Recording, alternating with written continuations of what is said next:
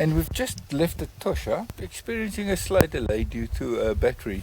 And so starts another episode of our adventure. Thank you to our Patreons. It's your support that make these videos possible. Go to patreon.com/fearless on four wheels and subscribe now. Also, remember to hit that like button, subscribe, and hit that bell icon to get notified of all our future adventures.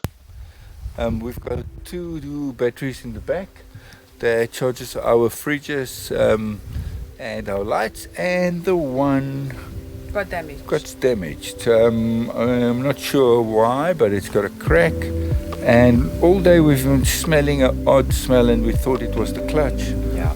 A very, Like sewerage kind of clutch. farty. A clutch smell. Yeah. And but I smelled it in the cabin in the back as well.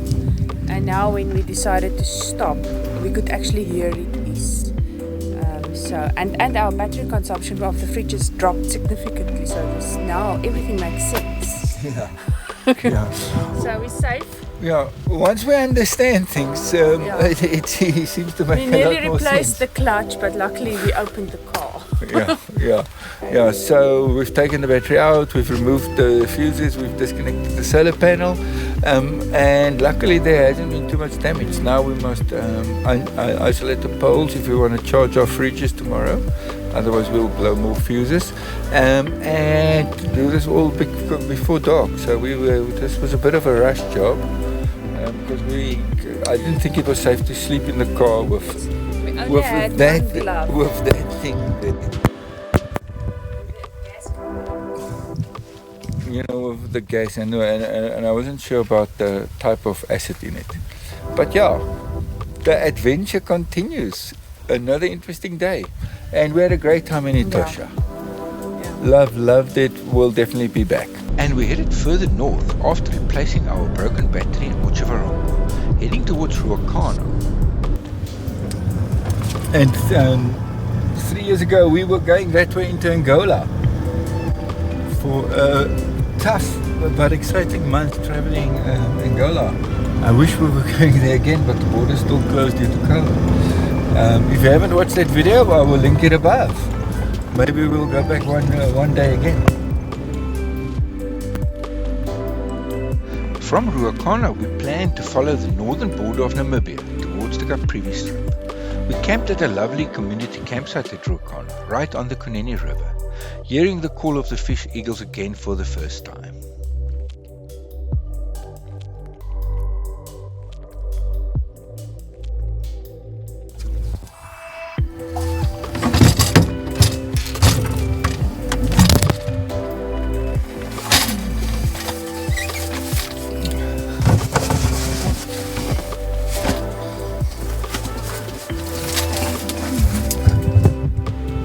Another day down our trip east following the Kunene River.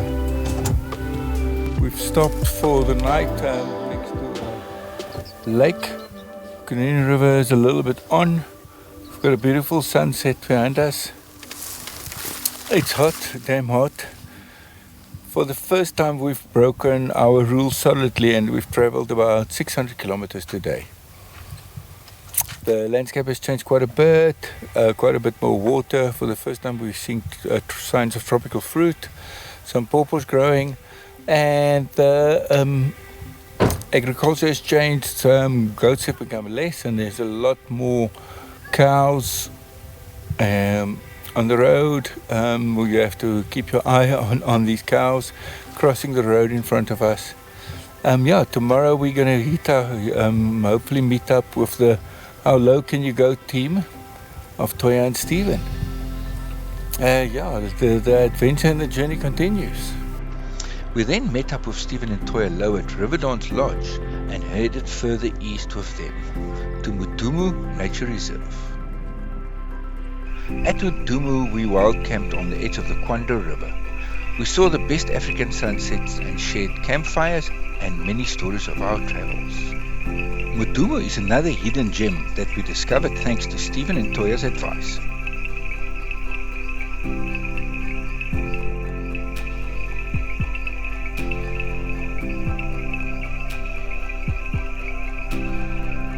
There are no facilities and only 4 campsites spread along the river's edge. It is wild Africa at its best. The campsites are also far apart, so you don't see any other people. Every day, big herds of elephant arrive at the river for their daily drink of water and to cool down. The weather was getting more and more humid and the temperature kept rising as summer approached. We saw many crocodiles silently cruising past, and therefore we could not swim, and Kareen had a bucket system to pull water from the river, thanks to Stephen's handiwork.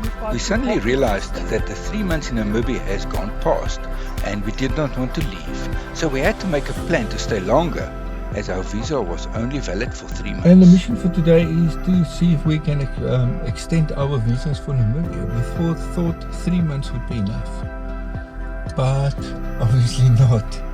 So yeah, we're at the customs office on the Zambian-Namibian border. Let's go and have a look if they will give us another month. Okay, so step 2, we found the right office.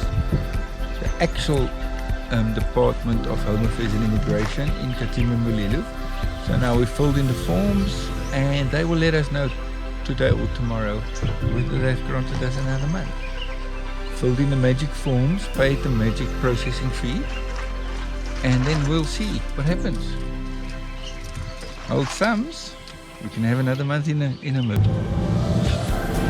And today we got our visas extended, only got another month. So we thought 3 months would be plenty in Namibia, but we love it too much. So now we're slowly turning around as slowly as possible. Starting to follow the Zambezi, the Kaudum and the Kavango and the Kavango river back to the west before we turn south. Thank you, Katimimulelu. Thank you for a new visa. And we've been camping at White Sands on the Kavango River at Popa Falls. For some reason Namibia has something with a P and an O and waterfalls. We've been to Pupa, we've been to Pupa, and this is Popa Waterfalls. What do you think of this place, honey? This is a beautiful hot place. It's extremely hot. But this is a very nice campsite. We are sad that there's not a swimming pool here. But we were also told that there's really crocodiles, so we're not going to put our feet in the water. You can put your feet in the water, but I'm not going to put my feet in the water.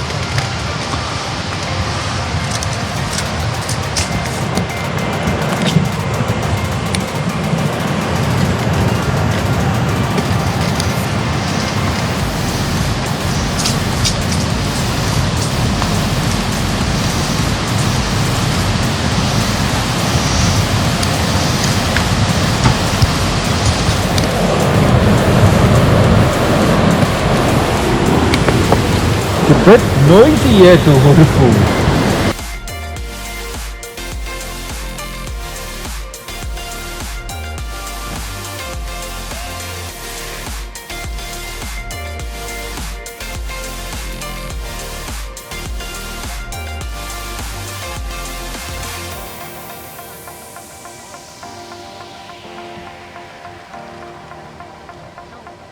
We really fell in love with the Caprivi strip of Namibia. The contrast to the desert landscapes of the previous few months contributed to this, but also the diversity of plants and animals.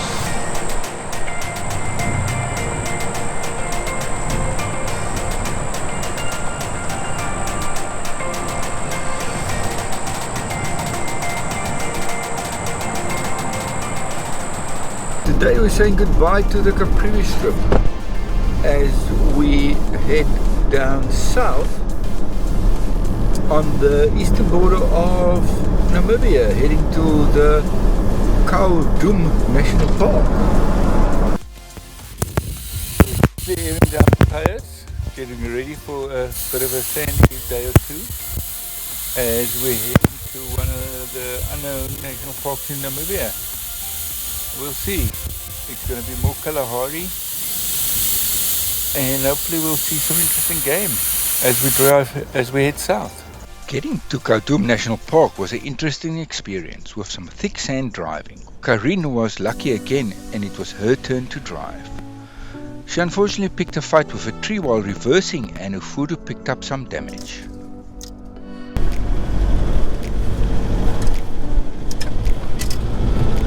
The motto is rather hug a tree than eat it.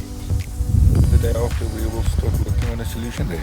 We just hope we don't need any of the straps or anything that's in the box. Khaudum National Park currently gets very few visitors, but is well worth the effort. You need a four-wheel drive vehicle with high clearance as there is very sandy patches. It's an open park with no borders. The sky was very hazy when we visited due to the big veld fires in Botswana. So the mirror that I repaired in, I think it was episode 1 and 2, I'll link the video above, has been called rock solid because it's been a magic artwork in glue. And it's lasted until now when I hit a tree. Let's see what it looks like. Oh yes, it's very repairable. Let's see how it goes when we get to our campsite tonight.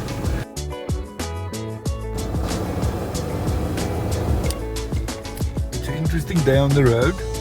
Kareen's doing quite a bit of road building. We can go around, but she would like to clean up a little bit for the people that come behind us. There's a very big one over there now, which I'm not sure she'll be able to move. Okay, she says no. We'll go around. We had a great day game viewing in Khaudum National Park, the highlight being wild dogs and roan antelope. Unfortunately, our budget restricted us to only a day's visit, but we left with great memories as we headed further south. Next time on Fearless on 4 Wheels, we camped with the big giants on the Baobab Trail and we fixed damage to Ufudu as we slowly have to say goodbye to Namibia. But that's a story for another time, so please remember to like, subscribe and hit that bell icon so you won't miss out on future adventures. Thank you for our Patreons for making these videos possible.